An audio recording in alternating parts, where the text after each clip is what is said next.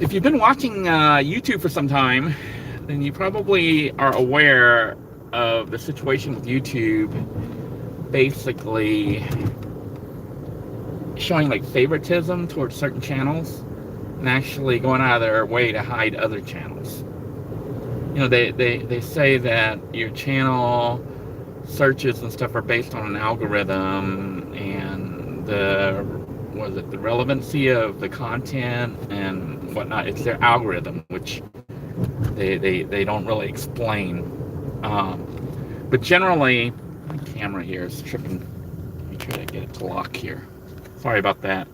But generally, on YouTube, what I've seen from being on it for about 6 years and how it kind of works as far as promoting and stuff, YouTube does, even though they won't admit it, they pick certain channels that they promote and they hide other channels that they don't, you know, they don't really want to push. They don't really want too many people watching it for whatever reason. Okay, whether it be political or anything else. Certain channels, just by default, YouTube will not promote or actually hides, especially if the content is one that they don't, it's not on their agenda. But I was just watching Naomi, Sexy Cyborg. I don't know if you've heard of her channel, but she's a really talented engineer from China. And the thing that makes her stand out is she's got like massive, humongous bazookas. And, you know, and she does weird stuff like implants lights, you know, into them and makes them glow and other stuff like that. But she does like legitimate stuff, showing off. Man, this camera's having issues here. So she does legitimate stuff. Yeah, just as legitimate as all the other male channels that do engineering and stuff like that. But she was complaining today, just recently on her latest video, about how YouTube is cheating some of its creators. But actually, she's wrong in that. They don't cheat some of the creators, they cheat some creators. And specifically her, you can see how much they cheat her. She, normally when you upload a video on YouTube, you know, it does go on the, when you search for it, it should show up on that list, on that front page of the search, which is normal. And then the way the algorithm is supposed to work, from what I know, and even how it works on my own channel, if you search the exact keyword, you know, like if I search stolen valor and crazy vets, if you type that in, stolen valor and crazy vets, my video will show up because it's the only one on YouTube with exactly that title. And on her channel, when you try to search on the exact title of the videos, it never shows up. In fact, it shows up on, you know, the channels that show up are people who stole her videos and re-uploaded them. So her channel's like hidden completely. It's like worse than mine. Mine was hidden when it was living in a van. I don't know if you guys remember that. I was actually living in a van, and the channel was called Living in a Van. So when people search living in a van, my channel never came up. The ones that came up were all the you know, hip hop, the young, all those commercial channels that don't even really, you know, they're just fantasy. But they get millions, hundreds of millions of views. So YouTube picks and chooses what they promote and who they promote. And it's kind of sad, but, you know, as Naomi was saying, it is business, you know. The other day I did a video showing behind the scenes a little bit and stuff. That's all good and dandy, but the issue is if YouTube doesn't like you or your content or some of the things you say, I don't know, some of you have watched me on my live streams. Sometimes YouTube deletes my videos. Yeah, it just disappears completely because I don't, you know, for some reason I don't like what I'm saying. But basically, if they don't like you or your video, whatever, it goes away. And poor Naomi has like over 1 million subs. She has like 1.6 million. And, you know, I know for a fact, or maybe you guys can confirm it for me, those of you who are my subs that have the notification turned on, okay, I get a lot of comments a lot of times from subscribers on this channel who say they have turned on notifications to this channel, and they don't receive channel notifications when I do an upload or a live stream. It doesn't notify them. Yet they get notifications for other channels. See, and I think that is something YouTube is setting on certain channels. They just don't want to promote it. So even though they have the creators telling people to set notification on, it still doesn't notify. So let me know if that's the case, if you're a subscriber to this channel and you don't get the notifications when I upload videos or when I go live. Because that just proves the point that, you know, YouTube doesn't notify like they say they will, even when people specifically select they want to be notified. So, well, the thing is, like, using like the living in a van, I think I even searched like living in a van channel before when it was called living in a van. My channel still wasn't showing up. Other people's channels were showing up. And then I tried searching, now if you search Denoy, I don't know if it'll show up for you. If you search Denoy, I think it shows up. You know, it may show up, Denoy's channel, Denoy living in a van, it shows up. But before, when my channel was first created, it was called just living in a van. You know, it didn't have Denoy or anything, it just said living in a van. And the content was like 99% living in a van. It was me living in the van. So, you know, the channel title, it was the only channel on YouTube called Living in a Van. And it had a guy living in a van. You know, it just wasn't a pretty channel. It was like not glamorous or anything like that. So, you know, and you, but they promoted certain channels. Like you look up living in a van, other channels show up, and it's people who don't even really live in a van. They pretend to live in a van. You know? It's like you look at their van that they show on there. It's a nice, fancy looking van, whatever, and it's always spotless. Doesn't look lived in. Always looks like right before they filmed, somebody went in and cleaned it super, super clean. Which, you know, if you were really living in a van, it would never look like that. If you were truly living 24/7 in your van, you know what it looks like. Those of you who live in a van, you know what it smells like. You know what it looks like. It looks bad. It's just not going to look spotless. All the items on there aren't going to be like brand new. They're going to be used because you used them. Like, what was that? That girl with the snake, you know, saying she lived in her van. Yeah, right. You know, I'm just like, it's kind of disappointing, but if you understand what it is, you understand it's all about money, it's all about business, you can understand what YouTube does and why they do it. You know, like for Naomi, you know, she points out specifically, they don't want to promote her because she's like normally clad in a bikini. Now she's been covering up. She's been wearing like overalls and trying to cover up, but you know, it's kind of hard to cover. I don't know what size she is, but they're like humongous.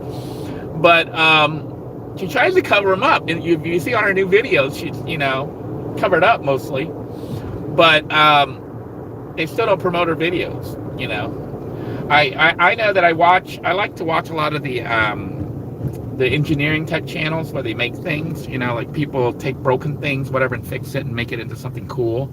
I try to watch those channels, and I get some notifications and stuff, but I don't think I've ever gotten notifications on hers. I just sort of have to stumble on them.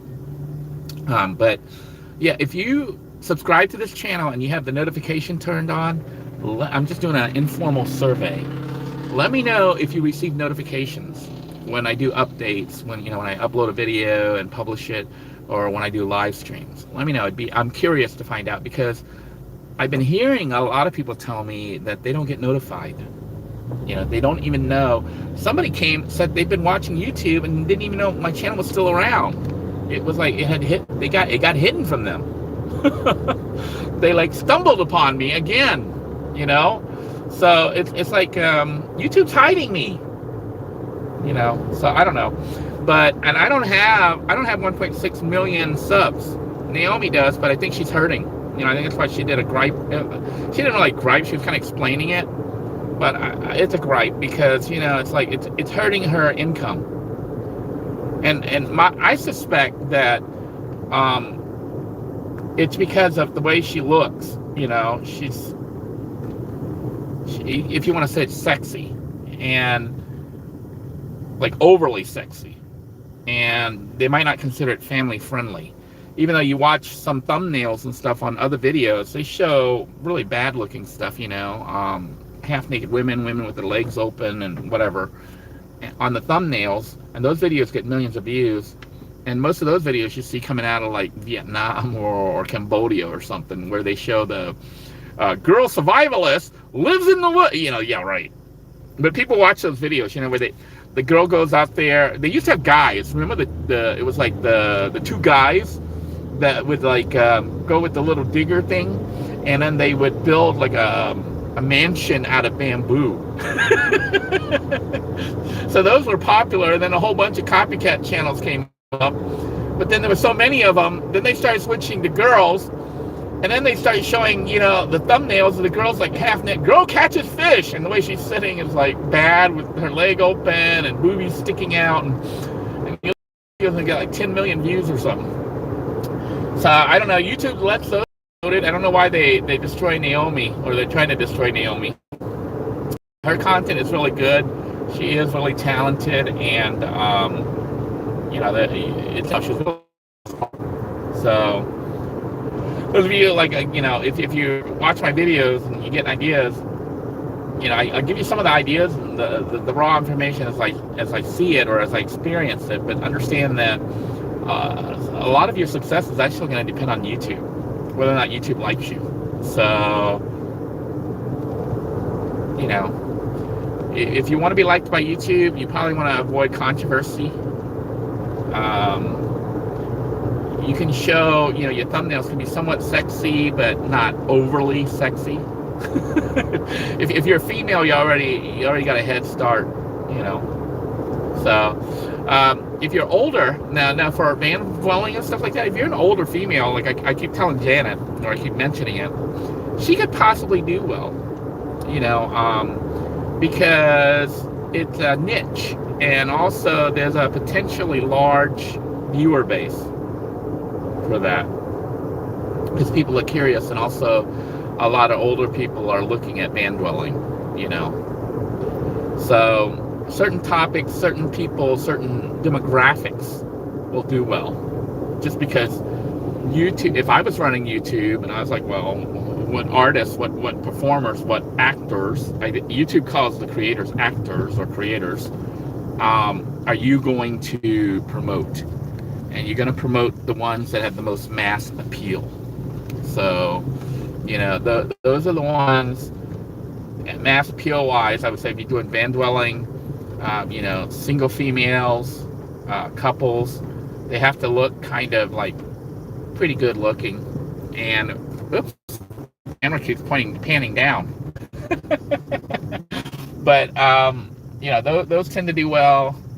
If you're truly living in your van, it's a little bit harder, although I think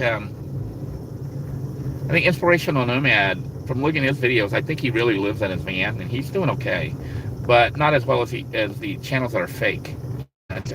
It's pretty sad when you have like a genre called like van dwelling and stuff, but the people who do really well on there aren't even real van dwellers. They're like what do they call them? Influencers.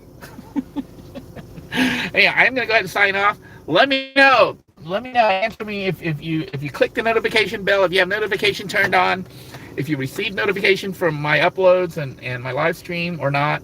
And a moment here to read your channels. So 1954, he got my notification. So I wonder if it's randomly picking people to get notified. Janice says she got notification. You are the only two people. See, Inspirational Nomad is living in his car, and you can tell from his videos. Not saying that your car looks messy and stuff. Inspirational Nomad. Not saying that your car looks junky or anything like that, but yeah, it looks lived in, just like my van did when I don't live in it now. It doesn't look lived in. But like when I was in my van, it has a certain look. When you've been sleeping in the back seat and you crawl up to the front seat, your hair looks all disheveled. The car looks bad. Not bad. When I say bad, it doesn't look spotless. Okay, it's because you actually live in it. You see these people come on and they do their video. They upload like once a week, and the van is spotless. The cookware is all brand new, spotless. Everything is perfect. The lighting's perfect. The camera's perfect. The editing is perfect. Okay. And they don't really live in their van. And those are the channels YouTube promotes for living in a van. So, I'm just like, because I think people would rather watch fantasy, they'd rather watch good looking people, for one. And they would rather basically sell fake stuff than real stuff, because real stuff isn't glamorous. Living in your van isn't glamorous. Trying to find a place to take a dump in the middle of the night when you're living in your van is not glamorous. And sometimes you'll see those people talk about it, but I don't think they really experience it. Or if they do, it's because they're taking a trip somewhere. It's like they do it maybe a couple weeks, a year or something, or they take a trip just to make an episode, or they're doing a road trip and doing that. But I guess you could break it down if you were doing van dwelling, types of van dwellers. The ones who truly live in a van, and the ones who live in a van part-time, just to make content because they're popular. Their content's popular. Scroll through. It's it's messy. It's okay. Yeah, and I think you're truly inspirational, especially for people who are living in a van. Because you bring it raw. How it is. And sadly, though, I don't think YouTube promotes that as much as they promote everything's honky-dory. Everything's great. You get all these beautiful views. You get, all these, you get to experience all this excitement. For me, it was like, man, what am I going to do when there's a hurricane hitting Florida? Where the fuck do I park? Where do I go? Or what do I do if my car's breaking down? Because my car's my house. My van's my house. What am I going to do if my van breaks down? Which it did. I was very fortunate that I at least had YouTube. So some people who are going into it, that like me, when they're not going in it by choice but going into it out of necessity, you don't have all the funds, you don't have all the backups, you don't have all that safety net, and it's scary. And those are the ones that YouTube should be promoting, because even though they gave me limited promotion, it was enough that I had viewers actually hold me up, keep me alive to make it through all that. It was terrible. I remember, when it first happened, and I ended up traveling down to South Florida in my van, and ran out of money, because I started off with like $3 in my pocket, $3.50 or something. That's all I had. I had $3.50 in my pocket. And I remember surviving off YouTube. I didn't have a job. And, I was having a hard time getting a job because of you guys know the whole mess. But basically, I was surviving off YouTube. And at the time when I first started out, YouTube was earning me like $150 a month. And then at its peak, when I was living in it full time, that's per month. When I was living in it full time and actually producing content, some people couldn't understand why I was uploading so much content, because it was generating like a steady income. It was like, it's bad, like, holy schmoly, I have more than 2,000 videos. And some of the videos were insignificant. They were like really BS videos, like me watching ducks or something. Well, some of them were pretty cool, like when I went up there and the dolphins came up to me. That was pretty neat, or the squirrel, Tiny the squirrel.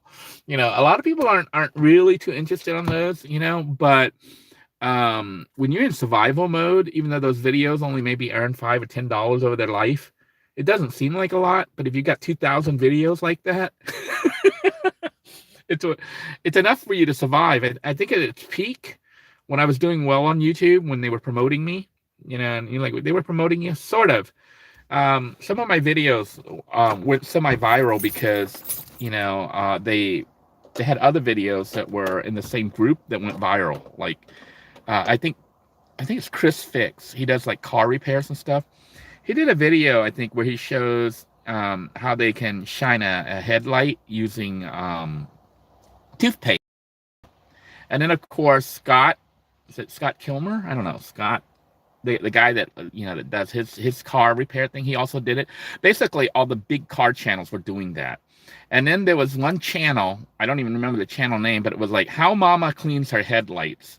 For some reason, YouTube associated my video with that video, and you know how they would do a suggestion, like a suggested video, and it would auto pop up. It did that. So how Mama cleans her headlights got more views than my videos, but she was sending me all my referrals. At the time, you could look at the YouTube analytics, and it tells you where your viewers are coming from. Inspirational Nomad, I know you do mostly content with personal stuff and van dwelling, but my tip for you is if you want to make money, while you can, try to produce viral videos. And how you can do that is just steal. When I say steal, I don't mean like outright steal, but look at the videos that are popular, that go viral or semi-viral, and do them. Even though you might not go viral on yours as viral, but if you do it and make it similar enough to the ones that go viral, you have a chance of going viral. And the other tip I would make is the way I got mine to go viral in that was, if you got to have somewhat of a technical background. But if you go to the viral videos, like let's say the headlight cleaning video or whichever one you're trying to copy, you get a video just like it. Look at the code of the HTML page and look at their keywords.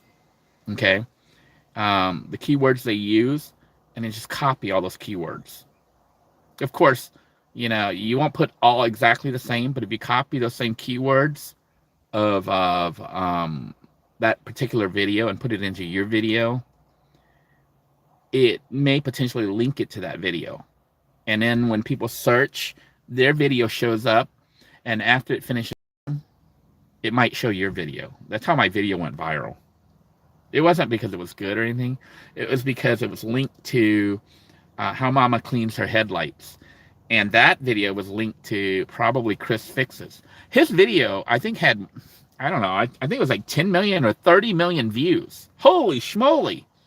I made so far 1,600 on my video, which only had I think it was like 1.6 million, 1.5 million views or something. But his video had like 30 million. So if he got paid because they were both the same topic, off of 1 million view, I had 1.6 million. I mean 1.6 thousand. Let's say I made 1,500 off one on 1,500. I mean 1.5 million views. He would make something like 30. I don't know if it's 30,000. Someone use a calculator. I don't feel like working my brain, which is fried right now. I just got off work. But if you produce like videos that go viral or semi-viral, and it'll make your channel make income, like decent income. So I'm trying to look at videos I can steal, not steal their videos, but their ideas. So I've been looking, and if you do van or car stuff, videos that can go viral on your channel should be related to van or car. So look at Scott, Chris Fix, Scott Kilmer, and some of the other well-known not van, but car people stuff. And videos that people like, that they search for a lot, are repair videos, how-to videos, or testing items like bars, head gasket, leak fix, cleaning your window. Well, I don't know about cleaning your windows. Look at the ones that have like tens of millions of views on Chris Fix and Scott, and then just make the same videos.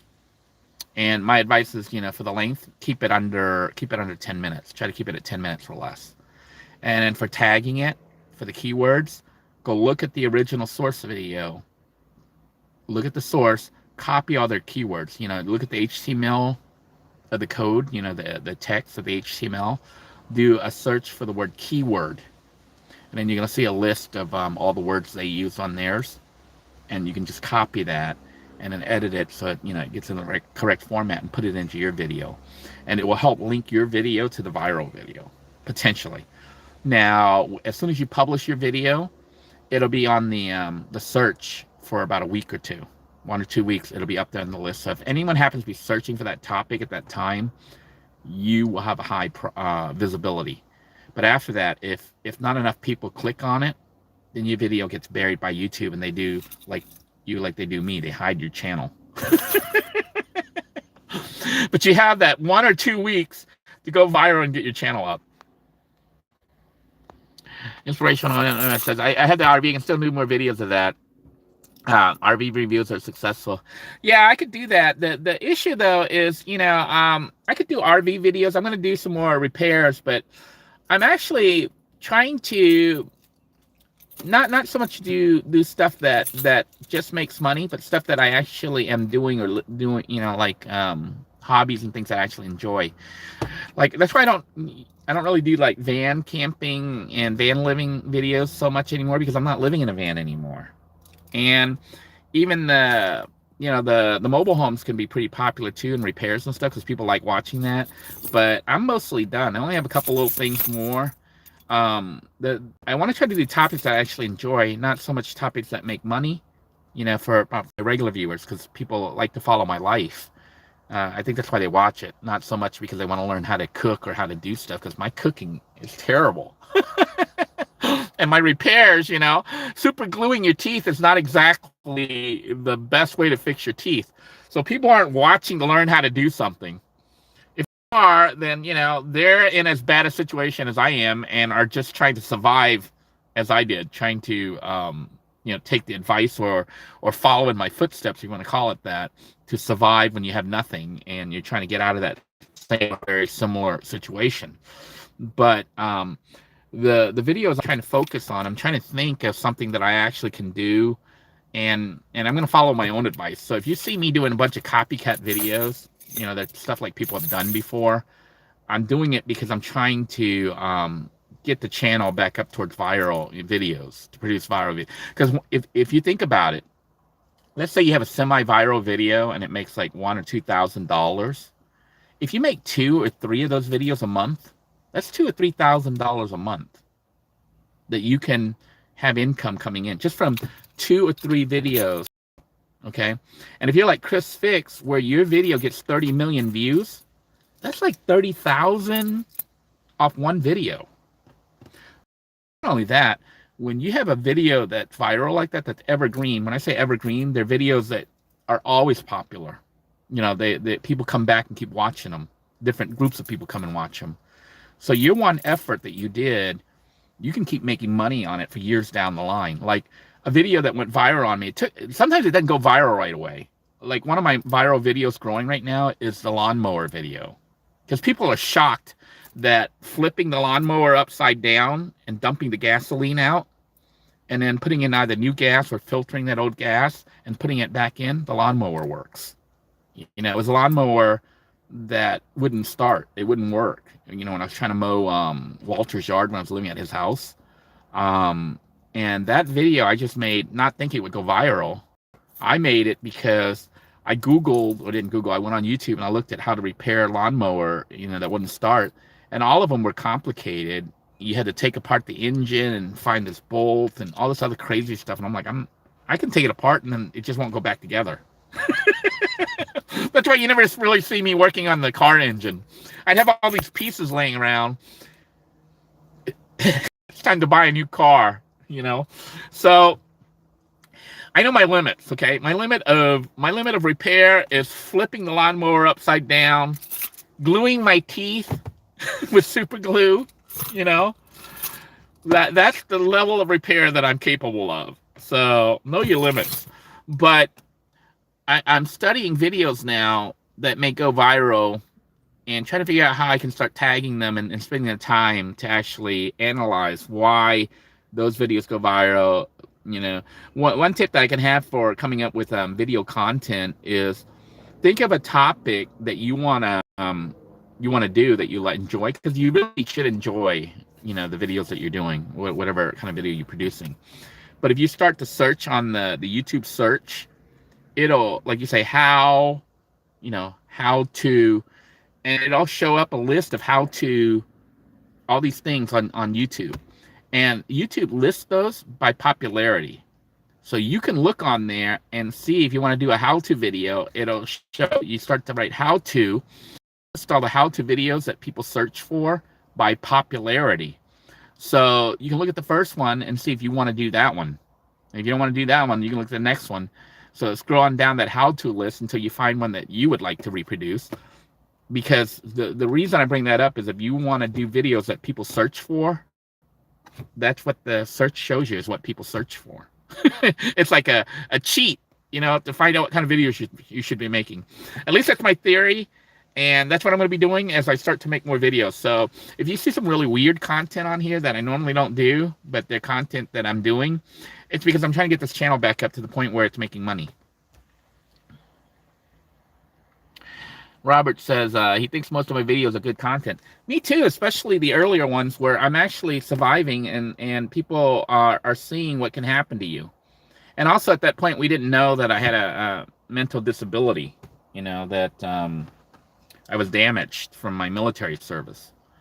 But, you could see some of it, like the paranoia and the anxiety, being in the van and me just not trusting anybody and freaking out over every little thing.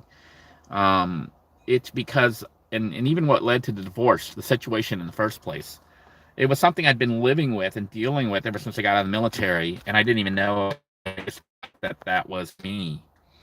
And, I ended up going to jail over it, because of all the issues and stuff.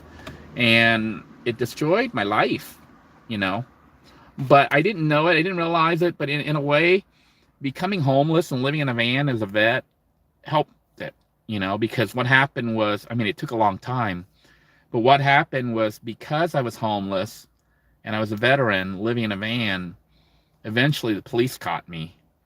And luckily for me, the police, were nice. They didn't just take away my van and leave me even worse off. They referred me to the VA when they found out I was a veteran. Now, going to the VA, they didn't determine it right away. But the VA did help me. I was fortunate because I was a military vet. But, I didn't qualify for any vet services or anything like that. I discharged like normal, used the GI Bill to go to college and all that. And everything seemed normal, but it wasn't normal. Ever since I got out of the military, it was never normal. I got messed up. I didn't know it. I couldn't understand it. And even going to the VA, I didn't know I had that problem. Not until years later, because what happened was when you go to the VA, they always ask you all these questions like, how you feeling? Are you feeling this way? What's going on? They try to test your mental state. And one of the questions triggered that I potentially had PTSD. And so they started classifying me as PTSD, even though the mental evaluation said I didn't have PTSD. But they said I had other issues, and it stemmed from my time in the military. And because of that, what happened, the sequence was I never applied for benefits or anything like that. The only benefits from the VA were they give you benefits if you're homeless. And the benefits they give you are very limited. They try to find you a home if they can, but you got to be really messed up. I wasn't really messed up. I wasn't on drugs. I didn't act like I was psycho or crazy or anything like that. So I didn't really qualify for services. And for the most part, I worked and earned enough money that they didn't help me with that. So the only service I got really was medical. If I needed something, the VA actually, because I was homeless, gave me pretty much 100% medical. I could get medical treatment, for my heart, for my diabetes, for whatever, which I was shocked because, it's been years since I was active duty. So for me, I was like, damn, they really care. They actually, years after my service, they're reaching out to try to keep me alive, even though I felt like the state of Florida was trying to kill me at the same time. But the VA, they really went above and beyond for me. But when they started referring me to psychological services to talk to a psychiatrist, and I was like, oh man, I'm not crazy. I want to talk to a psychiatrist. I started to talk to him and also some viewers. Thank you, veteran brothers and sisters. Some of the vets that are viewers on this channel said, Denoy, you might want to get checked out for PTSD or some other issues. And at that same time, I had been referred to the psychiatrist. So, they started talking to me, and then he said, look, you don't have anything to lose.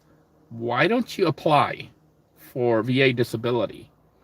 And I said, I don't even know how to apply. I don't have the resources or anything like that. And he suggested contacting the DAV, DAV is the Disabled American Veterans. It's like a group. It's a nonprofit. Just look up DAV near me if you're a veteran having issues. And some of you may be like me, you didn't even know your issues stemmed from the military service. You may have medical issues that stemmed from chemicals and stuff you were exposed to. A lot of military weapons and things that we use in the military, including like even aircraft stuff, fuel, things to put fire out. They cause problems that don't show up till years later. That hearing thing, what's that thing, tetanus or whatever it is, where you hear that. A lot of people who were around loud noises, maybe artillery or even the aircraft, Navy, Air Force, if you were working with the airplanes or near the airplanes, the sound could cause problems. You don't know any. You may not think about it, but the military, not the military, but the VA is actually trying to compensate people for that. So if you have any of those issues, or even medical issues that may stem from your service, check with the DAV near you, and they will help you file. They helped me. I got them the information. I wrote down what happened, and I had records to show. See, for me, the reason I think they granted it was I could prove that the military let me go when they saw the problems. instead of fixing it. What happened was I was like this outstanding airman of the year and all this stuff. I was like Mr. Walk on Water airman. To get into my job as public affairs, you had to score really on the ASVAB, the Army or Armed Forces vocational test. I scored very high on it. So, my IQ was really high. Like I had an IQ of like 135, which isn't like genius or anything, but it's gifted. And I did a lot of stuff that were high level when I was in the military. And in my job, I ended up getting messed up really bad up here. And then what happened was when I got messed up, they kind of said, Denoy, maybe you should get out. And they kind of had me, get out. Because I had a mental breakdown when I was in the military. I broke down. I actually cracked. I cracked. And so all that was documented. And then they just let me go. They asked me to volunteer to get out. I got out of the service, and I tried to go on with my life. Except my life was never normal. It was always messed up, because of that situation. But it took getting out and going through the VA, going to psychiatrists, there's psychologists calling me and talking and stuff, and his recommendation for me to file. And when I filed, they approved. They gave me a 50% disability. So they looked at the records, they looked at all that, they interviewed me, and, they approved it. And that was a big game changer. I don't know how long the approval will last because they say you could potentially get better. So I don't know how that works. I've been so messed up for so long. And I'm still, I don't know if you guys can see, I'm still a little bit paranoid about things. And, anxiety still kicks in. All this was post military service. And, the VA says that it was related to my job.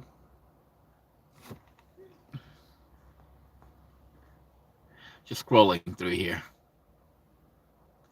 Inspirational Nomad says to do a collaboration when it's convenient. Yeah, I'd love to do a collaboration with you. And I guess he learned about DoorDash.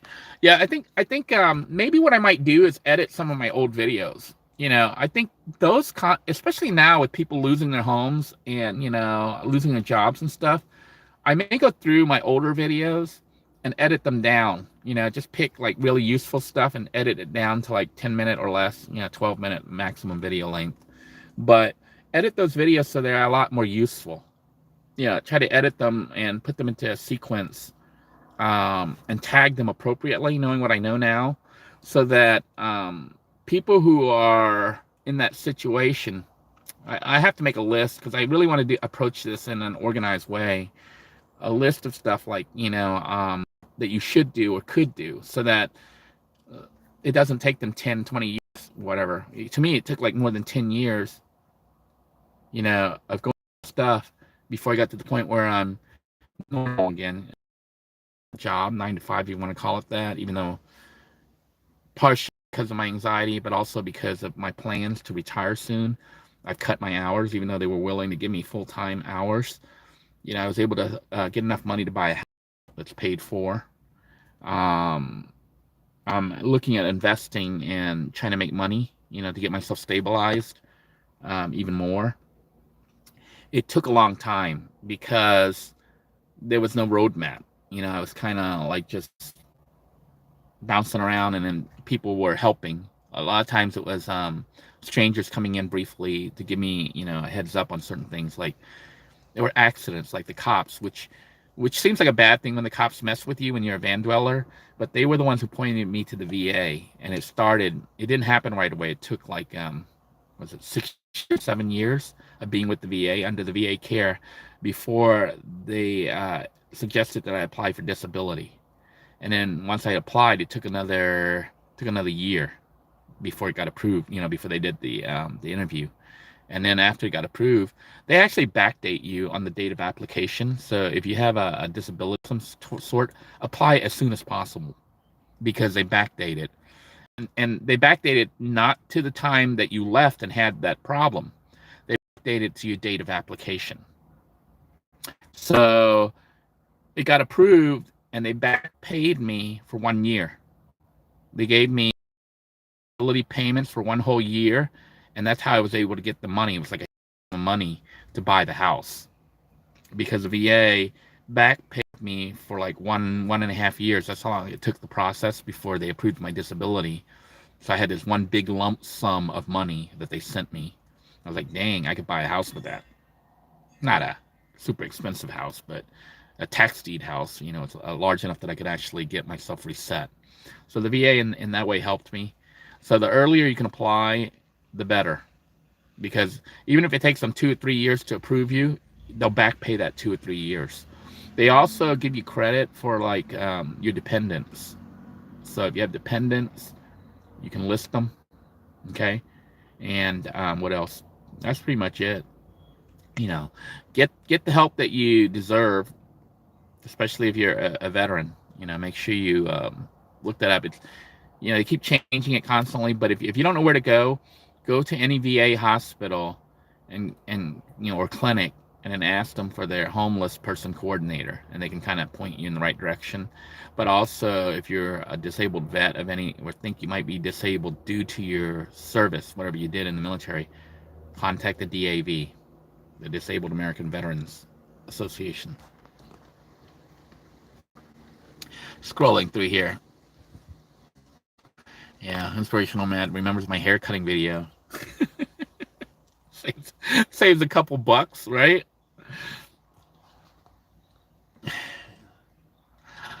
Robert says he remembers when I lost my teeth. I think I need to clean my teeth. Yeah, see, Janice says she stopped getting notifications from Inspirational Nomad. I think YouTube is arbitrarily picking channels that they don't want to promote that much. And they're not notifying all the people who put down notification. I was really shocked that some people said they were receiving a notification for this video, because a lot of people were contacting me saying they don't even know they have it turned on. Anyway, I'm going to go ahead and sign out. I hope you guys enjoyed this video. I hope you'll let me know, if you're watching this video later, whether or not you have notifications turned on for this channel. Well, if you have notifications turned on and you didn't get notified, because I suspect YouTube's not promoting this channel and hiding it. Until next time, everyone, take care. God bless you all. Stay safe. Bye-bye now.